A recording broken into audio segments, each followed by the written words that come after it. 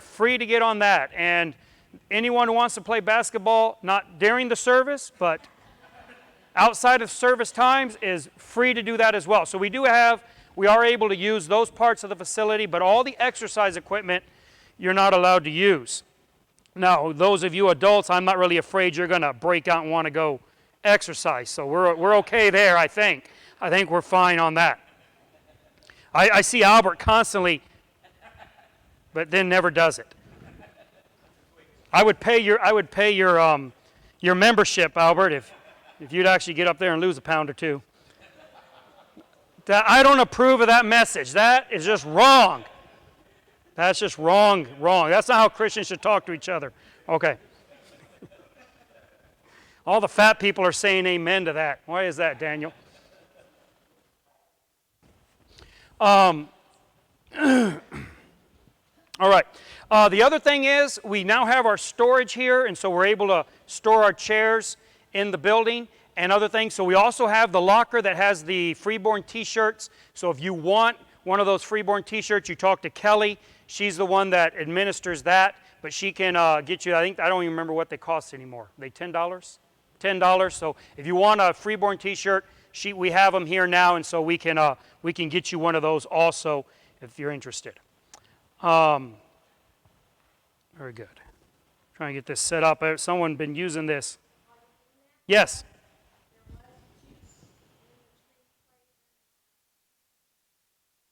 And they're not supposed to have that in there.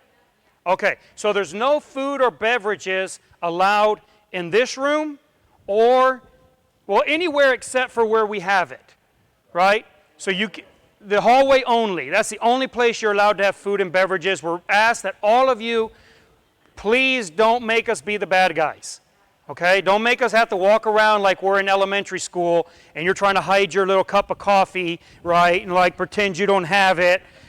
Let's not do that. Just abide by the rules. Food and drinks only in the hallway, nowhere else in the facility.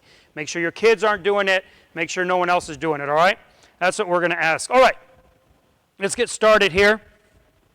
We are going to do, and I don't know how often this is going to happen, but over the next 5 times that I speak, I want to go through the first chapter of Daniel as a series. This will be episode 1, and I want to look at Daniel because, and I want to be clear on this, that a lot of this I owe to because I heard a sermon series by a mathematician by the name of Dr. John Lennox. And I don't know if you've heard of him.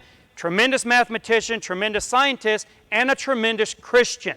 And besides his work in science, he also preaches and teaches, which is very interesting. But he spoke on this subject, and of course he says he didn't get it from himself. He had a professor at Oxford who taught it to him.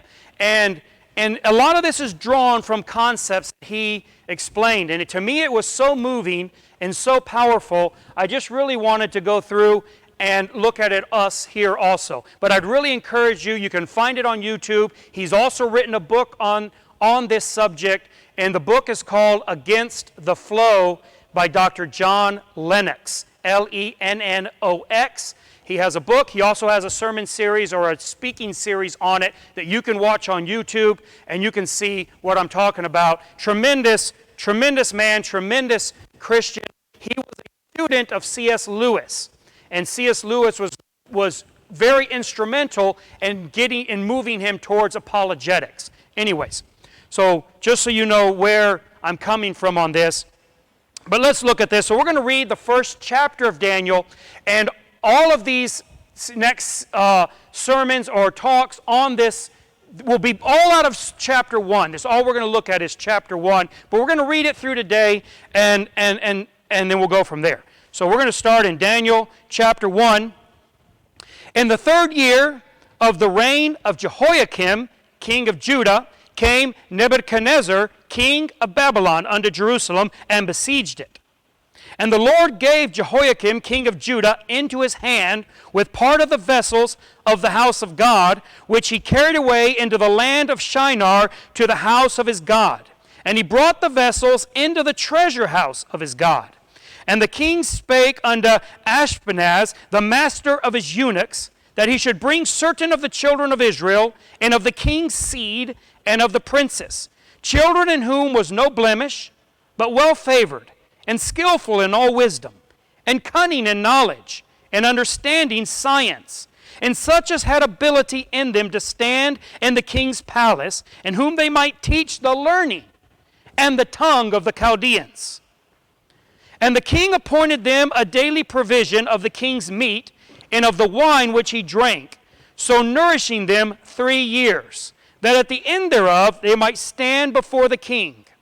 Now among these were the children of Judah, Daniel, Hananiah, Mishael, and Azariah, unto whom the prince of the eunuchs gave names. For he gave unto Daniel the name of Belteshazzar, and unto Hananiah of Shadrach, and unto Mishael of Meshach, and unto Azariah Abednego. But Daniel purposed in his heart that he would not defile himself with a portion of the king's meat, nor with the wine which he drank. Therefore he requested of the prince of the eunuchs that he might not defile himself. Now God had brought Daniel into favor and tender love with the prince of the eunuchs. And the prince of the eunuchs said unto Daniel, I fear my lord the king, who hath appointed your meat and your drink. For why should he see your faces worse liking than the children which are of your sort? Then shall ye make me endanger my head to the king. Then said Daniel to Melzar, whom the prince of the eunuchs had set over Daniel, Hananiah, Mishael, and Azariah, prove thy servants, I beseech thee, 10 days, and let them give us pulse to eat, and water to drink. Then let our countenance be looked upon before thee, and the countenance of the children that eat of the portion of the king's meat. And as thou seest, deal with thy servants. So he consented to them in this matter, and proved them 10 days. And at the end of 10 days, their countenances appeared fairer and fatter in flesh than all the children which did eat the portion of the king's meat. Thus Melzar took away the portion of their meat, and the wine that they should drink, and gave them pulse. As for these 4 children, God gave them knowledge and skill in all learning and wisdom. And Daniel had understanding in all visions and dreams. Now at the end of the days that the king had said he should bring them in, then the prince of the eunuchs brought them in before Nebuchadnezzar. And the king communed with them, and among them all was found none like Daniel, Hananiah, Mishael, and Azariah. Therefore stood they before the king, and in all matters of wisdom and understanding that the king inquired of them, he found them 10 times better than all the magicians and astrologers that were in his realm. And Daniel continued even unto the 1st year of King Cyrus. Okay. So, it sets up the story. You know, Daniel's an interesting book that because Daniel deals with really a number of different key people. Daniel obviously being one of them, but also it deals with Nebuchadnezzar. In the first half of the book is really the spiritual journey of this Babylonian king from secular polytheistic humanism to full-blown belief, right? It's an amazing, amazing conversion story of this king and the impact that a person or people like Daniel and his compatriots had with the witness that they brought to the court of Babylon. It's an amazing story on that, Babylon. But it also deals then with the fall of Babylon at the end and the rise of the Medo-Persians. And then it ends with a tremendous prophecy that is so amazing, it is so pointed that most scholars think that it had to have been written long after it actually happened, because it's just too accurate, they say. Now, I believe it was written precisely when It says it was written. And it is an actual prediction, foretelling of the Macedonian Empire and how it was going to play out with tremendous precision. Tremendous precision. And people say, well, how can that be? But if you consider that Daniel is the result of another prophecy. So when Hezekiah the king had recovered from his grave illness, he brought in the Chaldean princess and showed them the treasure house of Jerusalem. And Isaiah the prophet comes to him and rebukes him and tells him, because you've done this, Babylon is going to descend on you. He is going to take those vessels and he's going to take your children and he's going to haul them to Babylon. It was a prophecy. 100 years before it happened. And at the time, Babylon went through a tremendous upheaval and was destroyed practically. It looked like the prophecy would not be fulfilled. This was not a prophecy that you would think, oh sure, Babylon, they weren't the great Babylon at the time. But 100 years after Isaiah prophesied, Babylon ascended and became a military might and became the strongest and most populous city-state in the entire world up to that point. So Daniel's already the product of a very clear prophecy 100 years earlier that worked out exactly as prophet Isaiah had predicted. And so it shouldn't be difficult for us to say, well, if Daniel is the product of a prophecy, then it shouldn't be difficult to accept the prophecies in Daniel as predictive prophecies. Anyway, but however, looking at the book of Daniel, I think Daniel is the most relevant book of the Bible for our time, or certainly can be argued to be that case. And it doesn't always seem that way. I mean, we tend to gravitate, especially me, I gravitate towards the New Testament and towards the epistles of Paul particularly, and I find them relevant because he deals with the church, and he deals with life, and he deals with things like that, practical aspects that we deal with, and it seems that they're very relevant. But as I listened to this and I thought about it myself and did my own research, I find that Daniel is incredibly relevant to our time and to you and me in this room today. And I would like to try to make that case to you and perhaps paint Daniel in a light in which some of us had never really looked at it before. Before we do that, I want you to understand the timeline of what we're talking about here. So Daniel was written 600 years before Christ, roughly. I'm giving you rounded off numbers to the 100, okay? So 600 years before Christ. That's 400 years after King David.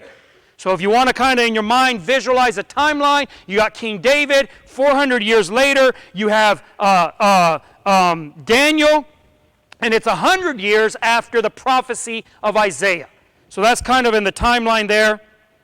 I kind of put it here in a timeline so you can see it, and I put it from Moses. So let's assume that Moses is there. That's the Magna Carta. I kind of mirrored it with our history so you can get a sense of appreciation, of proportion of what kind of time frame we're talking about. Because I think we tend to read the Old Testament and imagine that it happens as quickly as we read it. Right? Which is like we read it once every 39 years. So that's how long we think it takes. No. The Old Testament is an incredible span of time.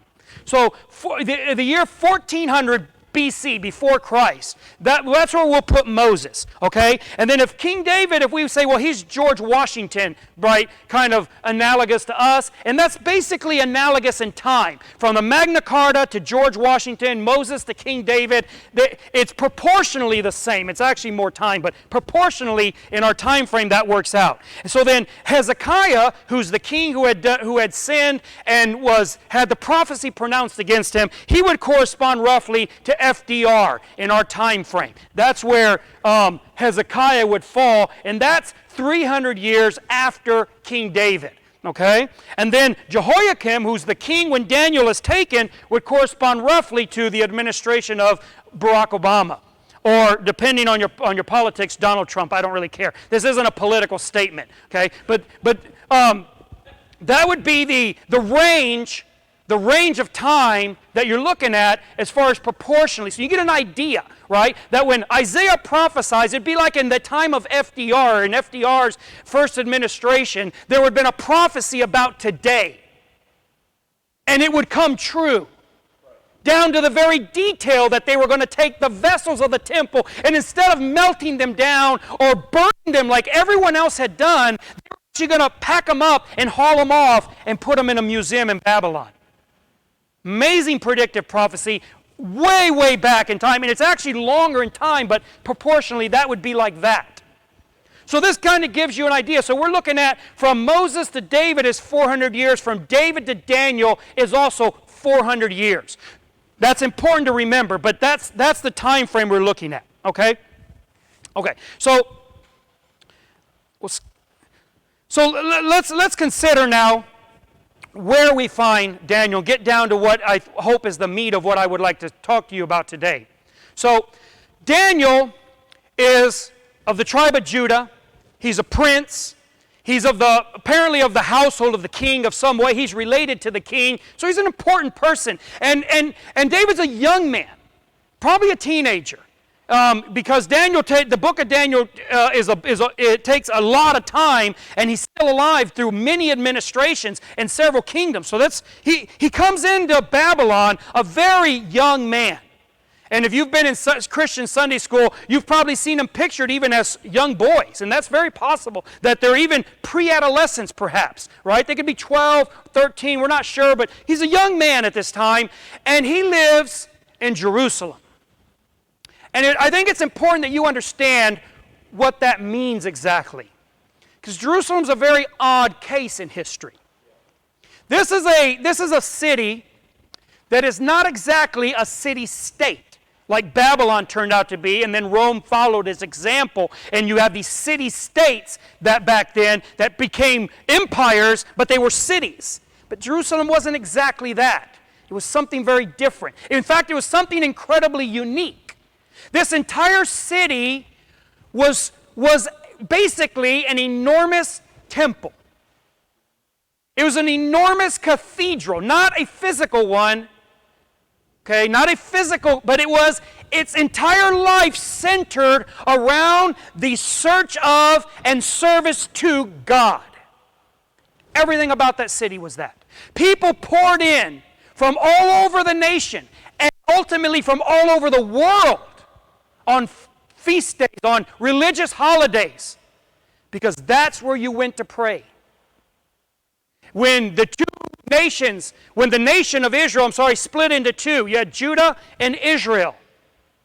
Israel realized that they were in danger of losing their loyalty, the fealty of their subjects, because they realized that Jews, even though they were of Israel and not of Judah, that those of Israel would want on Passover and on the tabernacles and on all these feast days, they were going to, out of pure habit, get up in the morning and make the trek down to Jerusalem.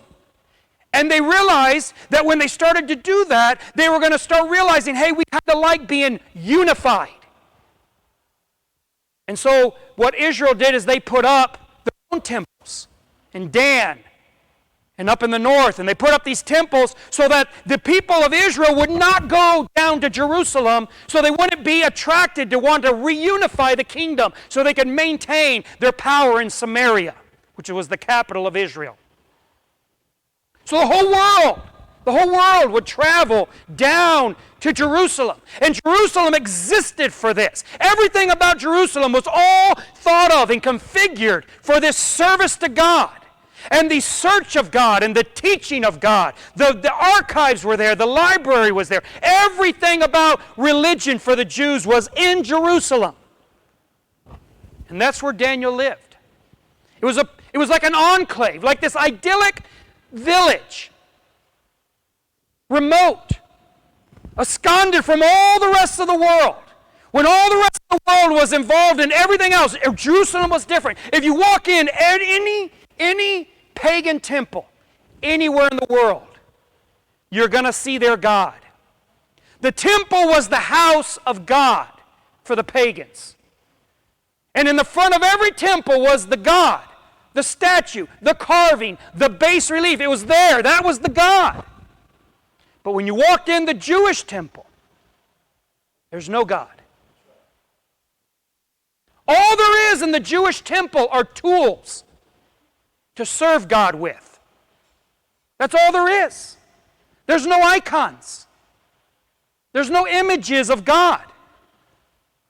Jews were a peculiar people, incredibly unique in the entire world. They served not only a living God, which was very unique, but they served an invisible God and a singular God. Monotheism. They had one God, He was a living God, and He was invisible, and they had a huge temple, and He wasn't in it. Amazing thing. And that's the environment that Daniel lives in. Daniel lives in this perfect, idyllic enclave in the world in which that was life. It was life from the moment you woke up in the morning to the moment you went to bed. It is no accident that Muhammad, the prophet of Islam, named the Jews and would call them, in fact, in the Quran, they are called the people of the book. Because for 800 years, from the time of Moses, remember we said, when the law was given in written form, 800 years, the Jews' life, particularly or especially the Jews living in Jerusalem, their life was the book. And illiteracy was essentially nothing, zero, among Jews. 800 years. Do you realize how long that is? That is a very long time. Our country is not even 300 years old. 800 years of focusing on the book, reading the book, teaching the book, singing the book. Everything they did, their entire life, was structured on that book. What does that result in? It results in an incredible culture of learning, an incredible culture of knowledge. 800 years of essentially what we could call natural selection, in a way, in which they were progressively more and more intellectually inclined. And you want to say, oh, I don't know if that's the case. It's still the case. The highest average IQ of any demographic is Ashkenazi Jews. Higher than Asians, higher than Caucasians. The average IQ, highest average IQ of any demographic is still the Jews. You go look at almost any endeavor, intellectual endeavor, and you are going to find an overwhelming percentage of Jews involved in that. Do you realize that they are overrepresented among Nobel laureates? Jews are like, a fraction of a percent of the population of the world, and they're like 12% of Nobel winners. They're like 30% of everyone who of the arts, writing, music, scientific pursuit. I'm not saying anything about that. I'm just saying that is data. Why is this the case? I don't see how you get around concluding that the reason this is true is because they had a culture that started with Moses of reading and teaching and thinking and arguing. And they had an entire city that was a cathedral, not only to God, but to the learning and knowledge of God. Now, they focused all that effort at that time on spiritual things, on God and the things of God. But you can't think of anything in a concerted way and not have tremendous effect on every aspect of your life. You can't be incredibly intelligent in one aspect and not be intelligent in all aspects. Because you use the same brain that you use to think of God. You also use it to think about music and math and science and everything else. That's why you think, well, why do I go to school and they're teaching me something I'll never use? But you'll use you use the tools that you developed to learn it and understand it. You'll take those tools and you'll apply them to other aspects. So in college, you might learn calculus. You think, I'll never use calculus. But the ability to learn and understand calculus will make you smarter in everything else in your life. This is why one of the fastest ways you can improve your cognitive ability is learning another language. It's proven that if you know more than one language, you actually have a higher average IQ. So let's just have a competition. Who knows 3? Well, I win. No, I'm joking. Pig Latin doesn't count, Albert. He doesn't know. He thinks Pig Latin is something else.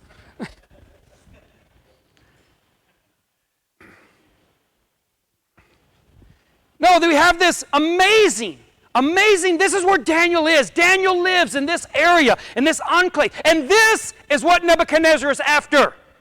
Nebuchadnezzar is after an intellectual conquest. It's an amazing thing. It's the first I can find in our recorded history of this happening. Up until now, Jerusalem, Israel has been involved in all forms of war, all forms of battles, and they've had all these skirmishes, but it's all been territorial, it's all been tribal, it's all been these type of things. And when they came in, they would just destroy things, beat them down, and then leave, and then come back and burn them again, and then leave. No, not Nebuchadnezzar. He actually besieged Jerusalem 3 times. Daniel, when it was taken away in the first one, which wasn't technically a siege, but he went away in the first siege of Jerusalem. And Nebuchadnezzar, we don't find that he came in to break things, or to destroy things, or to kill things. In fact, there's no record in Daniel of anyone dying or any destruction. He came in because he wanted to curate his museum. He wanted the artifacts that they had in their temple. It was odd. It was a strange temple, and it was a strange service. And he was very curious and very, very taken by this. And he wanted that in his museum so they could look at that and see that and say, see this? This is what happened after the Second World War. And the British Museum, and well, not so much in Germany. They've been very good at giving things back. But Britain still has artifacts that probably belong to somebody else. Because that's what we do. But that's an intellectual conquest. And he didn't just want the artifacts. He didn't bring just his soldiers. He brought his recruiting agents. He said, I want you to go through Jerusalem and I want you to find the best specimens, intellectual specimens you can find. I want to diversify my think tank. I want to put them through my 3-year university, and then I want them to come into my court and be my advisors. And I want to diversify my advisors beyond the Chaldeans. It's an amazing thing. Nebuchadnezzar was a tremendous, brilliant, forward-thinking person. Well, Jerusalem had never encountered an enemy like this. They had their little culture. They didn't figure anyone was interested in their religion. They didn't figure anyone was interested in what they were doing. They got their religion, they got their invisible, monotheistic God, and they got their little rituals they do, and they think, nobody cares about this, nobody wants this. Nebuchadnezzar, he was interested. Now, he was interested not in their religion, and this is what they didn't understand. They looked at Israel and Jerusalem and the religion they had, and they thought this is what has value. And they were right. They were right. Nebuchadnezzar was wrong, but it doesn't change the fact of what he wanted. Nebuchadnezzar looked at that and said, your religion is sand in the pan. I don't know if any of you ever seen how you pan for gold, but you scoop up the sand and you shake it in the water and the sand comes out and the heavier gold settles to the bottom and remains in the pan. So Nebuchadnezzar saw their religion as sand in the pan. And that under that religion was something of real value. The artifacts, but mainly the intellectual capability of the people. And he wanted that. And we see in the chapter, and we'll look at this as we progress in the series, but Nebuchadnezzar had a whole regimen of to strip away the religion and peel back the layers and get down to the core of the intellectual capability that they could offer. That's what Nebuchadnezzar was after. It was an intellectual conquest. And it was a catastrophic, monumental tidal wave that came over Jerusalem. Nothing they expected. It's amazing, they call this the captivity time. But you realize that Israel went in and out of captivity many times before this. All through the times of the judges. They're in captivity and then out, and in and out, and in and out. This was different. This was different.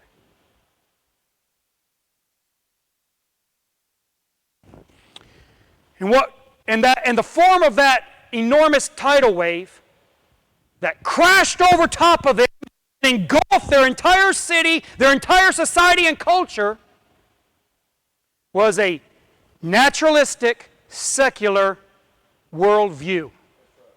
Now, it's hard to think of that way. We don't think of anybody before the 1900s as being naturalists or secular. But as close as somebody could become to being that, Babylon was that. You say, well, Babylon had thousands of gods and hundreds of temples. It's true. It's true. But their gods were all representations of natural elements. It was the god of fire. It was the god of the sky. It was the god of fertility. It was all natural elements. What they were worshiping were the forces of nature. Do you understand why this is relevant? It is the flipped or mirror image. Our society is the mirror image of Babylon. Babylon was a religious world that was actually secular. And we're in a secular world that is actually religious. They're the same thing. Babylon had Ishtar, the god of fertility. Babylon had Nebo. Babylon had all these gods, but they all represented forces of nature. What they were fundamentally worshiping was nature itself. This is what our society worships today. Now, they don't depict it with a drawing of a woman holding a staff, but it's no different. And that's what washed over Jerusalem. This is what Daniel and his 3 friends and many others found themselves immediately submerged in. Their world changed in an instant. And they went from having a protected religious life in which you could just talk about God and talk about the Scriptures and everything was about that, and all of a sudden they are submerged in a secular, humanistic world designed to strip away their faith, strip away their belief system, strip away their religion, and to exploit their intellectual capabilities. Do you understand why this is relevant?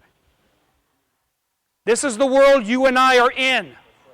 It's not the world that is coming. That tidal wave has already crashed down on us. You live in that world. You are Daniel. You are Mishael. You are Azariah. That's you. And Babylon is all around you. And it's all over you. And it wants to be all in you.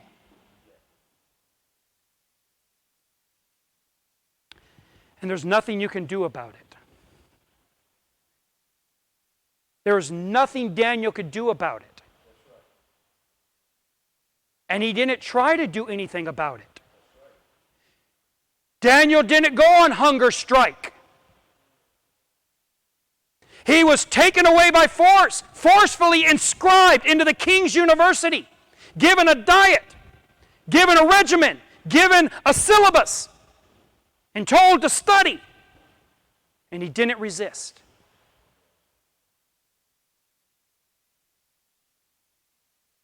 If you think that we as Christians can wall ourselves off from Babylon, that we can build a wall big enough to keep these hard questions, these hard discussions out. I know some don't really like that we in Sunday school might bring up things that sound like they're moving your faith. They sound like they're shaking your faith. You think, why are we talking about that? Do you think you can keep it out? Do you think, look, there's a verse and I love it, and the verse says this: if you can't run with the footmen, how are you going to keep up with the cavalry? If me, who believes the Bible and wants you to believe the Bible, can ask you questions that make you think that all is lost, what do you think is going to happen in university and in academia?